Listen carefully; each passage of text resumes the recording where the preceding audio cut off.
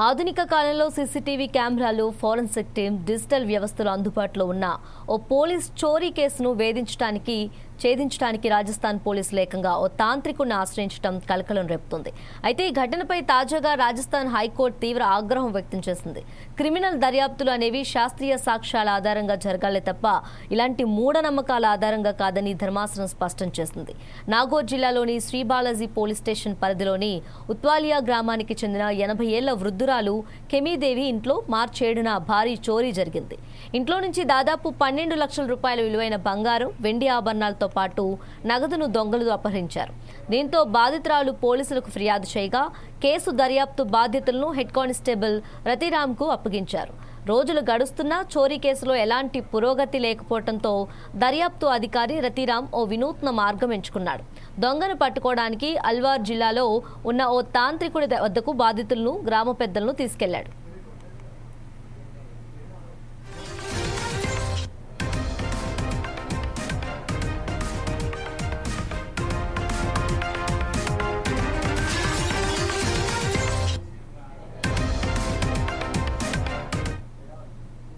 అక్కడ ఆ తాంత్రికుడు మంత్రించి బాధితురాలి కోడలి తండ్రి అయిన మోహన్ రామ్ అనే వ్యక్తి ఆ దొంగతనం చేశాడని చెప్పేశాడు.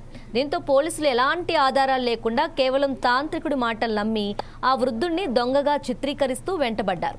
అయితే పోలీసులు తాంత్రికుడి మాటలు పట్టుకొని తమ కుటుంబ సభ్యులను ఇబ్బంది పెడుతున్నారని బాధితురాలు కెమీదేవి హైకోర్టులో పిటిషన్ దాఖలు చేశారు. ఆ పిటిషన్ను విచారించిన జస్టిస్ మున్నూరి లక్ష్మణ్ నేతృత్వంలోని సింగిల్ బెంచ్ పోలీసుల పనితీరుపై తీవ్ర ఆగ్రహం వ్యక్తం చేసింది. దర్యాప్తు అధికారి రతిరామ్ అల్వార్లోని తాంత్రికుడి నివాసానికి వెళ్లినట్లుగా అంగీకరించారు. దీంతో ధర్మాసనం స్పందిస్తూ ఎట్టి పరిస్థితుల్లోనూ ఓ క్రిమినల్ కేసు దర్యాప్తు తాంత్రికుడి ఆదేశాలకో అభిప్రాయాలకు అనుగుణంగా సాగకూడదని తెలిపింది. నిజమైన నిందితులను పట్టుకోవటానికి నిష్పాక్షపాతమైన విచారణ అవసరమని పేర్కొంది. ఈ మేరకు ప్రస్తుత దర్యాప్తు అధికారి రతిరామ్ను కేసు నుంచి తక్షణమే తొలగించాలని నాగోర్ ఎస్పీని ఆదేశించింది.